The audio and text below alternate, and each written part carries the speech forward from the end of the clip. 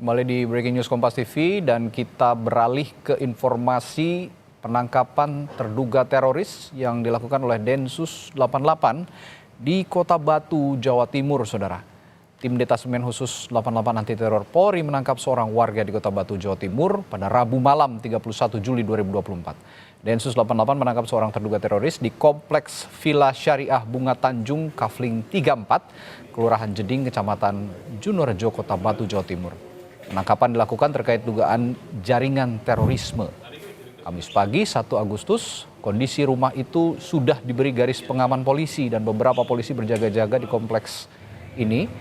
Dan sejauh ini kompleks pun terlihat sepi, Saudara. Penggeledahan dan olah tempat kejadian perkara menurut rencana dilakukan Kamis pagi ini. Namun petinggi Densus 88 belum merinci siapa dan bagaimana peran warga ini dalam jaringan terorisme.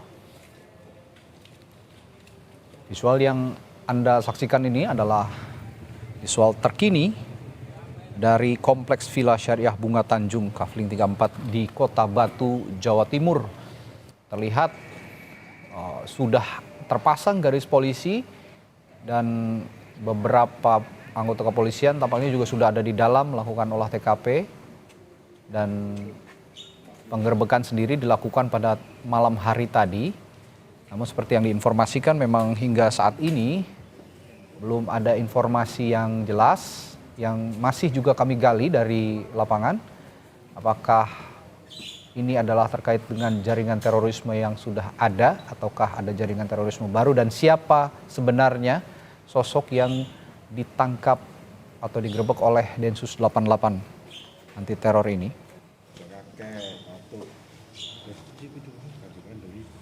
Dan sekedar informasi Saudara, lokasi perumahan tak terlalu jauh atau tidak terlalu jauh dari Mako Polres Batu dan gedung DPRD Kota Batu. Ini jaraknya kurang lebih 2 km dari dua kantor penting di Kota Batu itu.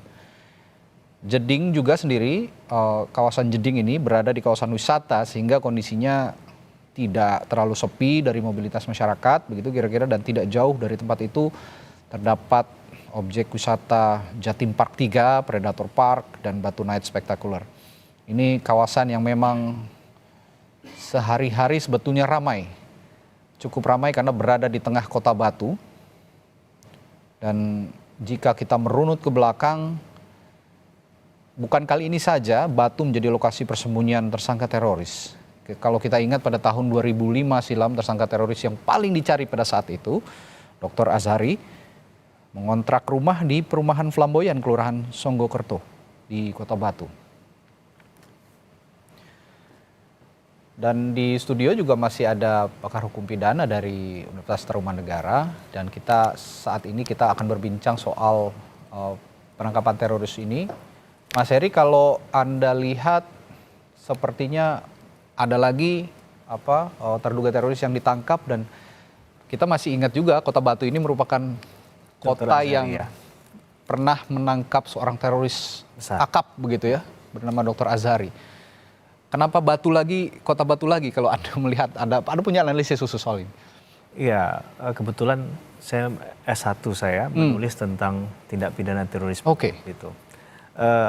Memang kalau kita melihat dalam tindak pidana terorisme ini sungguh nggak mudah sebenarnya membuka jejaringnya, apalagi ya kemudian menemukan para pelaku, karena pelakunya ini tidak hanya satu pastinya Mas Radhi, mereka punya peran yang berbeda-beda.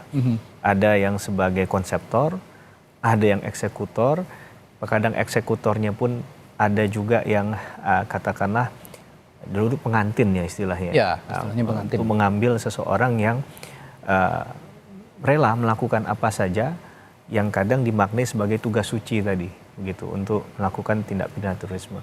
Message-nya jelas adalah sebenarnya memberikan rasa takut. Jadi widespread of fear itu adalah inti dari terorisme itu sendiri.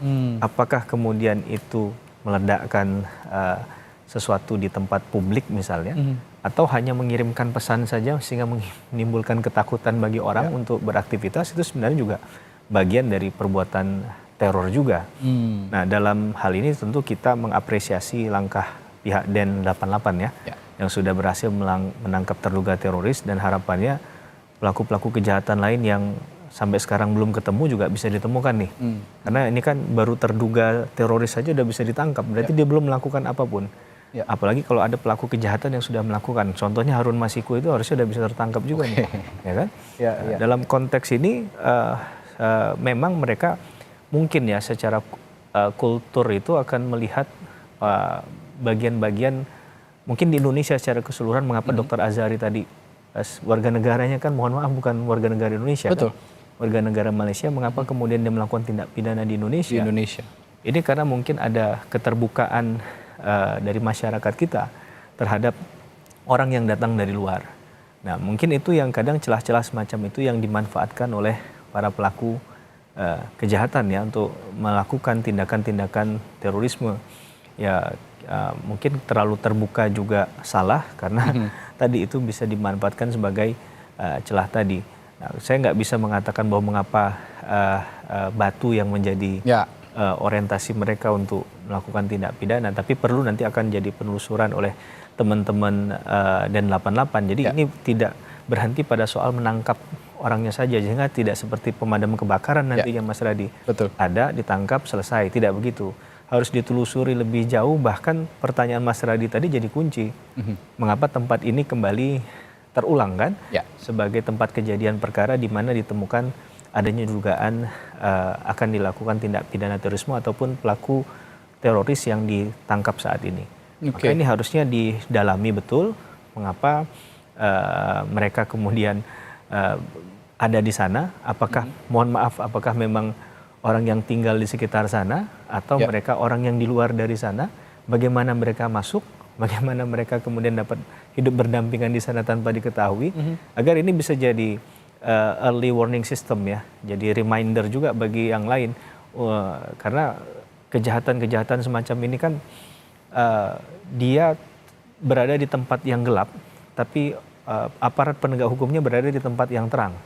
Nah, jadi mereka bisa melihat aparat penegak hukum, tapi ketika mereka sudah berbaur dengan masyarakat, aparat penegak hukum tidak dapat mengenali mereka. Nah, ini yang menurut saya juga salah satu celah yang banyak ditemukan dalam rangkaian tindakan terorisme yang terjadi. Maka kita dukung penuh apa yang dilakukan oleh teman-teman Den88 ya, untuk mengungkap kasus ini. Jangan sampai pemahamannya prestasi itu adalah ketika tindak pidananya sudah terjadi. Berarti sifatnya represif kan? Ya, betul. Nah, ini kan berarti salah satu upaya preventif nih, pencegahan. Betul. Dan kita tinggal melihat didukung nggak dengan bukti-bukti, karena ini masih dugaan nih. Apa yang menjadi keyakinan sampai ke arah sana? Karena mengurai ini kan sungguh nggak mudah. Kemarin saya ingat juga Pak Susnodo Aji itu sempat bicara sedikit tentang terorisme itu, ketika bagaimana mereka bisa tahu ini pelaku tindak pidana terorisme ketika dia melakukan satu aktivitas di tempat ATM misalnya, ada sidik jari dan lain sebagainya. Maka ini menurut saya perlu pendalaman yang lebih sungguh-sungguh dan lebih profesional, agar kedepannya tidak ada lagi tempat dimanapun, tidak hanya di wilayah Batu ya, tapi di seluruh wilayah hukum Negara Kesatuan Republik Indonesia yang kemudian ada potensi-potensi untuk dilakukannya tindakan-tindakan teroris. Gitu. Kalau kita lihat di visual ini gitu, Mas Heri, sepertinya kan memang upaya untuk melakukan tindak pidana terorisme itu sudah terjadi, dan ini sepertinya sosok yang ditangkap terkait upaya tindakan terorisme. Kalau saya lihat tidak ada gegana ya sepertinya di sana, tidak ada gegana yang bertugas, sehingga barang bukti mungkin saja berupa alat peledak atau segala macam mungkin sudah tidak ada, tinggal sosoknya saja ini yang dicari. Nah, kalau lihat kita lingkungan di sekitar perumahan ini di Batu ini yang tampak di visual ini sepi begitu ya. Tidak ada warga yang pikuk lalu lalang. Nah, kalau menurut Anda mungkin Anda punya penelitian, apakah memang seorang pengantin lah ya, yang Anda sebut tadi pengantin gitu ya, calon calon yang orang yang bertindak melakukan tindak pidana terorisme, apakah selalu memilih tempat-tempat yang seperti ini dipikang? Mereka namanya pelaku kejahatan kan akan melakukan dengan berbagai macam modus operandi agar tujuannya tercapai ya. Tapi saya yakin dan percaya mereka melakukan survei terlebih dahulu. Nggak mungkin mereka secara acak tiba-tiba tanpa pemikiran yang panjang, menentukan satu lokasi di mana mereka akan berdiam. Mungkin saja aktivitas kegiatan untuk melakukan tindak pidana terorismenya tidak terjadi di tempat sekarang ini ya. Tapi ini hanya mungkin tempat mereka bermukim saja. Tapi aktivitas itu misalnya katakanlah ada upaya untuk membuat bom tadi itu, merangkai bom tadi itu mungkin nggak di sini. Karena ini kan masih dugaan, kita nanti akan dengar rilis resmi dari hasil penyidikan ataupun hasil yang sudah ditemukan di lapangan oleh teman-teman Densus 88 anti teror yang lebih berwenang dan valid menyampaikannya ya. Tapi kalau dugaan itu akan tafsirnya akan banyak sekali Mas Radi. Bisa saja mungkin malah sekarang diubah lagi karena ini sudah diketahui, mungkin saja penangkapan ini juga sudah didengar oleh jejaringnya kalau memang ini terbukti bukan hanya terduga ya. Kemudian mereka mengubah lagi besok ke depan nggak lagi di tempat polanya selalu begitu ya. Polanya selalu berubah. Iya. Karena nggak mungkin orang jatuh di lubang yang sama kan, maka dia akan mencoba merubah misalnya tinggal di tempat pemukiman yang padat. Nah, kita nggak pernah bisa mendeteksi itu. Karena sekali lagi tindakan teroris kita ingat di bom Bali 1 yang begitu luar biasa. Itu kan rangkaian bomnya itu dibuat dengan luar biasa kan. Diketahui sesaat setelah tindak pidananya terjadi. Maka ini nggak boleh terulang kembali. Jangan sampai tadi saya katakan prestasi kita sematkan kepada Densus 88 ketika sudah makan korban jiwa. Tentu kita tidak berharap hal yang demikian, Mas. Kita akan diskusikan lebih lanjut nanti, Mas Heri. Tapi di sana di Batu, tempat penggeledahan terduga teroris, sudah ada jurnalis Kompas TV, Dedi Prasetyo, yang tersambung melalui sambungan telepon. Dedi, selamat pagi. Selamat pagi. Baik, Dedi, penggeledahan dan olah tempat kejadian perkara masih dilakukan hingga saat ini? Ya, saat ini tim dari Gegana Brimopolda Jatim sedang melakukan penyisiran dan olah TKP di lokasi kejadian Perum Bunga Tanjung, Dusun Jeding, Kota Batu. Yang di sini terlihat memang ada mobil dari Inavis, ada Gegana dan polisi yang bersenjata lengkap untuk mengamankan lokasi di sebuah perumahan yang diduga memang ada penangkapan teroris begitu. Artinya kalau tadi sebelumnya saya lihat di visual ini tidak ada kendaraan, tapi pengamatan Anda di sana ada kendaraan Gegana dan Inavis begitu ya, Dedi, yang saat ini berada di sana dan sedang melakukan penelusuran atau penyisiran begitu ya. Berarti masih ada barang bukti yang diduga bisa dilakukan atau diamankan oleh tim Gegana ini ya, Dedi ya? Benar, memang beberapa menit yang lalu tim dari Gegana dan Inavis memang masuk ke salah satu rumah di perumahan ini untuk melakukan penyisiran dan melakukan penggeledahan untuk mencari barang bukti ataupun apa yang berkaitan dengan penangkapan terduga teroris. Untuk lebih jelasnya memang ini akan dijelaskan oleh Humas Polda Jatim setelah penggeledahan. Gitu. Anda berada di jarak berapa meter dari rumah terduga teroris ini, Dedi? Saat ini saya kurang lebih 20 meter dari 20 lokasi meter. Dengan penjagaan ketat memang dari kepolisian, dari Brimob, dan mobil juga sudah ada di depan rumah yang digeledah. Gitu. Ya, Anda berada di jarak 20 meter dan kalau saya lihat di visual yang ada di layar kaca ini, tempat di sekitar rumah terduga teroris ini sangat sepi begitu. Apakah ini memang diinstruksikan oleh pihak kepolisian, pihak Densus dan juga Gegana agar warga sekitar mengosongkan area ini, Dedi? Memang tadi pagi waktu saya kesini memang masih ada aktivitas dari warga sekitar lokasi. Terus ketika petugas melakukan penggeledahan dan penyisiran, memang lokasi diamankan dan disterilkan. Begitu. Artinya kalau disterilkan begitu, warga diminta menjauh dari rumah terduga teroris, dikhawatirkan memang ada benda-benda yang bisa memicu ledakan, begitu, Dedi, kira-kira? Memang penggeledahan masih terus dilakukan. Memang apa yang ada di dalam masih terus dicari untuk mencari barang bukti atau yang berkaitan dengan penangkapan yang kemarin. Infonya seperti itu. Tapi hingga saat ini belum ada kejelasan juga apakah terduga teroris ini terkait dengan jaringan teroris mana dan profil dari sosok yang dianggap terduga teroris ini juga belum diungkap ya oleh pihak kepolisian, Dedi? Ya, hingga saat ini memang kami masih belum memiliki informasi lengkap terkait siapa dan jaringan mana yang terduga terkait ini dan berapa orang yang ditangkap. Memang nanti akan dijelaskan langsung setelah proses penggeledahan dan penyisiran oleh Kabid Humas. Baik, kalau saya terima informasi juga lokasi ini tidak jauh sebenarnya dari kantor-kantor pusat pemerintahan. Apakah betul demikian, Dedi? Untuk lokasi sendiri memang tidak begitu jauh, bahkan dari Polres Batu sendiri tidak sampai 2 km untuk sampai ke perumahan ini. Memang perumahan ini memang tergolong baru untuk di Kota Batu ini. Dan tidak begitu banyak perumahan, memang ini seperti klaster gitu. Nah, Anda juga punya informasi kah soal terduga teroris ini yang bermukim di perumahan ini, apakah menyewa rumah di perumahan ini atau memang rumah ini adalah rumah yang bersangkutan sendiri? Memang dari informasi belum didapat bahwa penangkapan ini dilakukan di mana dan berapa orang. Dan ini rumah yang digeledah ini memang milik terduga teroris atau bukan, kita masih menunggu informasi lebih lanjut dari kepolisian. Oke. Ada berapa personil yang diterjunkan kalau Anda lihat di sana, Dedi?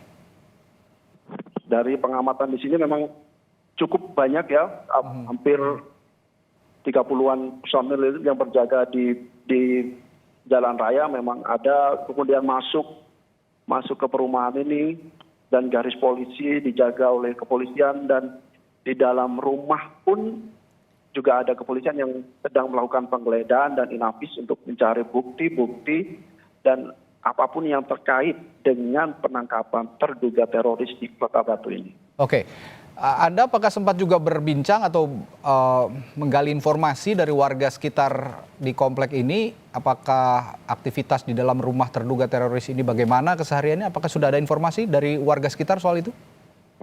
Kalau dilihat di lokasi sendiri memang cenderung rumah-rumah warga di sini memang tertutup ya. Tidak seperti perumahan di kampung-kampung memang. Adapun warga memang cukup tertutup. Warga yang lalu lalang di sekitar lokasi pun juga tidak begitu ramai seperti perumahan di kampung sendiri. Memang kalau dilihat sekitar memang perumahan di sini cenderung sepi. Gitu. Oke, boleh dikatakan ini memang kompleks yang tertata begitu dan cenderung masing-masing warganya tidak banyak berinteraksi satu sama lain begitu ya, Dedi? Benar, dilihat memang seperti itu dan tidak banyak aktivitas warga yang terlihat maupun lalu lalang di sekitar lokasi perumahan ini. Oke. Baik, Dedi, nanti kami akan gali informasi lagi dari Anda, dan Anda juga sepertinya masih harus menggali informasi lanjutan terkait siapa sebenarnya sosok terduga teroris ini dan bagaimana kesehariannya, profilnya seperti apa. Nanti kita akan gali lagi informasi dari Anda. Terima kasih, Dedi Prasetyo yang melaporkan dari tempat kejadian perkara penangkapan terduga teroris di salah satu kompleks di Kota Batu, Jawa Timur. Kembali ke Mas Heri, ini menariknya tadi ternyata Gegana sudah ada di situ, Mas Heri. Tapi meskipun kita tidak terlalu terlihat tampak personil Gegana dan kendaraan Gegana, tapi ternyata menurut jurnalis Kompas TV tadi sudah ada Gegana di sana, bahkan juga sudah ada Inafis. Berarti masih ada barang bukti yang dikhawatirkan mungkin saja bahan peledak atau alat peledak begitu ya. Nah, memang kalau melihat profil terduga teroris begitu dari yang Anda ketahui, Mas Heri, selalu membuat benda-benda yang bisa mengancam teror ini di rumah begitu ya. Kalau kita melihat biasanya mereka lakukan itu di rumah begitu ya. Ya, yang penting yang pertama dulu sebelum masuk ke sana adalah Mas Radi, penting untuk memastikan semua warga sekitar sudah aman, dievakuasi di tempat yang aman, dan itu mungkin yang dilakukan oleh teman-teman D88 sehingga kita lihat tidak ada lagi orang yang tidak berseragam ataupun bagian dari mereka, di luar dari mereka yang ada di sekitar tempat kejadian perkara, agar harapannya penegakan hukumnya jalan, tapi jangan lupa untuk menjaga keamanan tadi kan. Ini kayaknya sudah benar-benar diperhatikan betul secara operasional oleh teman-teman D88. Berkaitan dengan hal tadi, apakah itu kemungkinan besarnya banyak dilakukan tindakan atau aksi-aksi tindak pidana terorisme itu dipersiapkan secara bahan dan alat dirangkai mungkin di rumah ya. Ini yang mungkin akan kita dengar nanti dari hasil investigasi mendalam, fakta-fakta lapangan yang akan diungkap oleh mereka yang diterjunkan untuk kasus ini. Karena pada umumnya memang sekarang ruang gerak mereka sudah sangat terbatas, Mas Radi. Mereka mungkin juga belajar merangkai bom itu kan biasanya dulu dari YouTube. Sekarang YouTube juga sudah ada restriction ya kan, ada pembatasan terkait kekerasan dan lain sebagainya. Bahkan bahan untuk membuat bom itu juga sekarang sudah tidak mudah lagi mungkin untuk diperoleh. Pasca dari kejadian bom Bali 1, bom Bali 2 dan lain sebagainya, itu jadi untuk menekan, meminimalisir tindak pidana terorisme itu dimaksimalkan dalam setiap level. Jadi nggak bicara lagi tentang yang mudah kita lihat adalah bahan peledak ataupun senjata api, itu mungkin udah jelas sekali ya. Tapi bahan-bahan yang digunakan komposisinya itu juga sekarang dipelajari, sehingga ketika ada orang yang berniat untuk melakukan tindak pidana terorisme dengan mengelola barang-barang tadi, dia sudah tidak mudah lagi untuk mendapatkan secara gampang begitu ya. Saya nggak tahu kalau di e-commerce kemudian dia melakukan satu inovasi. Wah, jangan sampai. Ya, kadang ada pelaku-pelaku kejahatan itu kan yang dia ya bisa melakukan beberapa hal manuver yang mungkin kita tidak pikirkan secara tidak terduga gitu. Tidak dipikirkan secara normal tadi. Nah, ini yang menurut saya bisa jadi challenge lagi, tantangan bagi teman-teman Den88 untuk bisa meminimalisir lah, karena mengnolkan itu kejahatan memang rasa-rasanya di setiap kejahatan tuh ada saja langkah orang untuk melakukan kejahatan, daya upaya yang mereka lakukan. Sehingga yang bisa dilakukan mungkin membatasi ruang gerak tadi ya, dan juga memberikan edukasi yang tepat kepada masyarakat. Contohnya kalau ada orang baru yang datang di satu tempat tertentu ya, dia harus menunjukkan identitas, ya dia harus datang ke katakanlah mereka yang punya kewenangan di wilayah tempat mereka tinggal tadi, apakah ketua RT kah, RW kah dan lain sebagainya. Dan mungkin baru mereka bisa pindah ya. Jadi kan kalau sekarang kan bisa sambil jalan mungkin diurus ya. Mungkin ruang-ruang terbuka itu yang kita khawatirkan kemudian kalau ada niat melakukan kejahatan bisa dengan mudah melaksanakan. Jadi kita nggak membedakan kejahatan terorisme, tapi di semua level kejahatan atau jenis kejahatan, hal itu menurut saya bisa terjadi begitu. Baik, sepertinya akan ada informasi baru juga dari sana, dari Batu, Jawa Timur, tepatnya di kompleks yang saat ini menjadi tempat terduga teroris yang digerebek atau digeledah oleh tim Densus 88. Kami akan menuju ke jurnalis Kompas TV lagi, Dedi Prasetyo yang ada di Kota Batu, Jawa Timur. Selamat pagi, Dedi.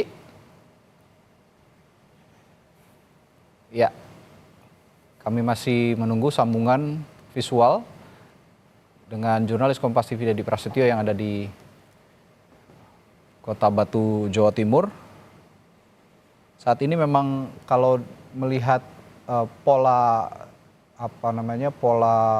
pembuatan alat-alat peledak seperti yang disebut Mas Heri tadi ini, ya itu dikhawatirkan bisa melalui e-commerce, dan ini jadi tantangan begitu ya Mas Heri ya, dari Densus 88 untuk tidak hanya menelusuri dunia nyata lah begitu ya, belum dikatakan begitu, tapi berselancar juga di dunia maya, karena justru aktivitas teror juga banyak sekali yang sangat potensial terjadi di dunia maya yang bisa memicu akhirnya. Ataupun mereka menemukan komposisi untuk membuat bahan peledak tadi itu tidak langsung bahasanya bahan peledak ini gitu.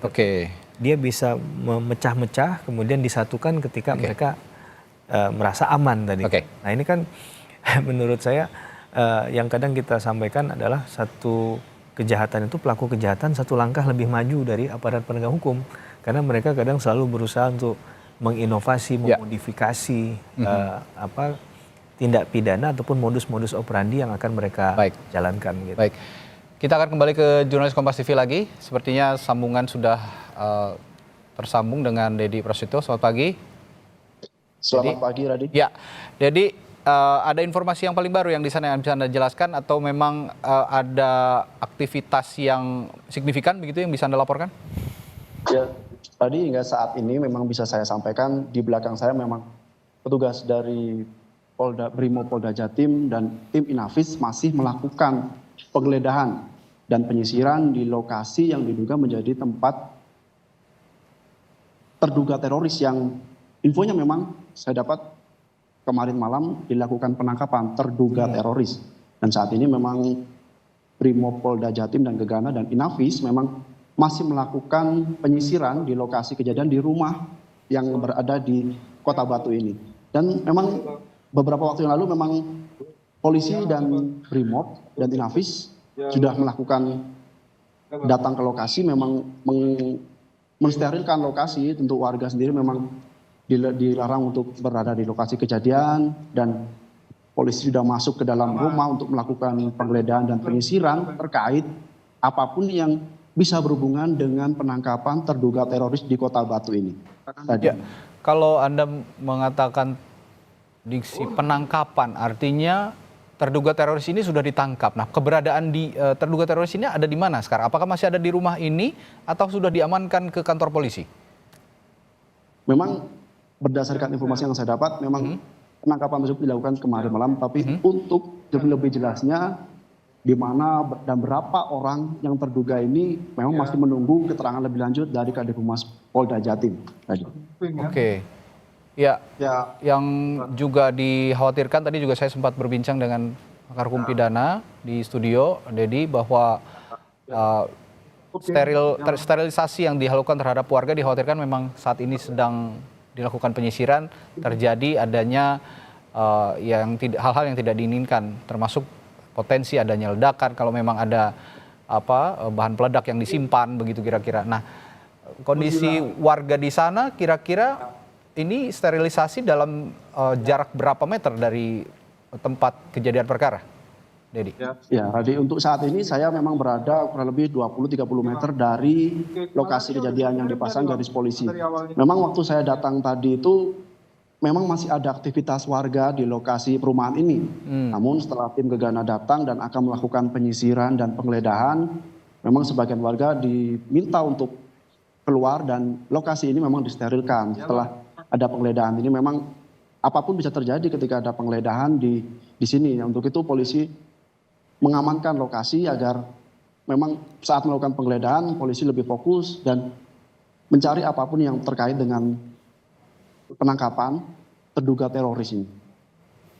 Baik, Dedi Prasetyo, kami akan gali lagi nanti informasi dari Anda sambil menunggu juga hasil penelusuran atau penyisiran yang dilakukan oleh tim Gegana, tim Densus dan juga Inavis yang dilakukan di rumah terduga teroris di Kota Batu, Jawa Timur. Terima kasih, Dedi.